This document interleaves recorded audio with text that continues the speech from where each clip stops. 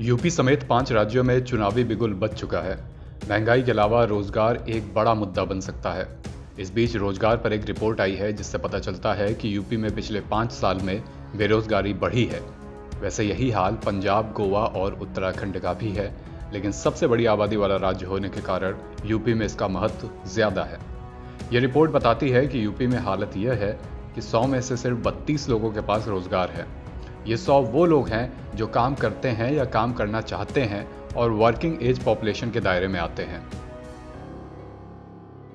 Centre for monitoring Indian economy यानी CMIE के बेरोजगारी के आंकड़ों का विश्लेषण करने से पता चला है कि यूपी, पंजाब, गोवा और उत्तराखंड में दिसंबर 2021 के आखिर में नौकरी पेशा लोगों की कुल संख्या 5 साल पहले से भी कम थी। CMIE ने मणिपुर का डेटा नहीं दिया है, जहां फरवरी में चुनाव होने हैं। बात उत्तर प्रदेश की करें तो यहां रोजगार चाहने वालों की कुल आबादी 14% से बढ़कर 17.07 करोड़ पहुंच गई है, जो 5 साल पहले 14.95 करोड़ थी। हालांकि नौकरी कर रहे कुल लोगों की संख्या 16 लाख से ज्यादा घट गई है।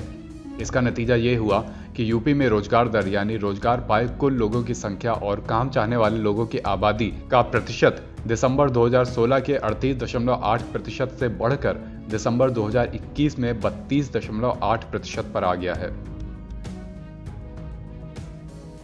इस गिरावट को समझने का एक और तरीका यह हो सकता है कि अगर यूपी में दिसंबर 2021 में उतनी ही रोजगार दर होती जितनी दिसंबर 2016 में थी, तो 1 करोड़ अतिरिक्त लोगों के पास आज नौकरी होती। ये रिपोर्ट ऐसे समय में सामने आई है जब चुनाव की घोषणा हो चुकी है और हाल के महीनों में हमने देखा है कि यूपी के CM योगी आदित्यनाथ खुद सरकारी नौकरी पाने वालों को नियुक्ति पत्र बांटने के कार्यक्रमों में शामिल हुए। प्रयागराज में तैयारी कर रहे छात्रों में नौकरियों की संख्या में कमी और नियुक्तियों में देरी को लेकर नाराजगी देखी जा रही है।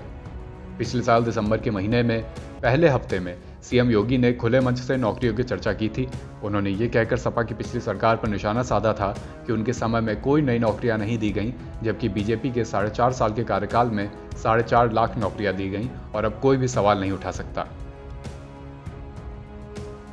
वहीं इसी साल 6 जनवरी को राजधानी लखनऊ में UPPSC में चयनित नायब तहसीलदारों, प्रवक्ताओं और सहायक अध्यापकों को CM योगी ने नियुक्ति पत्र सौंपा था।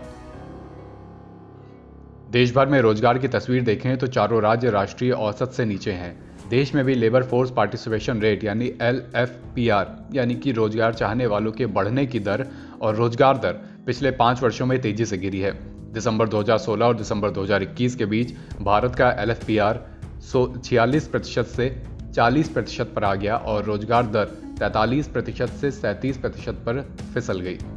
इसके परिणाम स्वरूप भारत की कुल वर्किंग एज पॉपुलेशन तो 12.5% बढ़कर 16 करोड़ से बढ़कर 108 करोड़ पहुंच गई और कुल नौकरी पेशा लोगों की संख्या 41.2 करोड़ से 2% घटकर 40.4 करोड़ पर आ गई। इंडियन एक्सप्रेस की रिपोर्ट के मुताबिक जवाहरलाल नेहरू विश्वविद्यालय के अर्थशास्त्र के एसोसिएट प्रोफेसर हिमांशु ने कहा कि रोजगार में गिरावट आश्चर्यजनक नहीं है। भारतीय अर्थव्यवस्था 2016 से ही विकास की अपनी रफ्तार को खो रही है। नोटबंदी, GST और कोविड महामारी एक के बाद एक रुकावट आती गई। NBT report.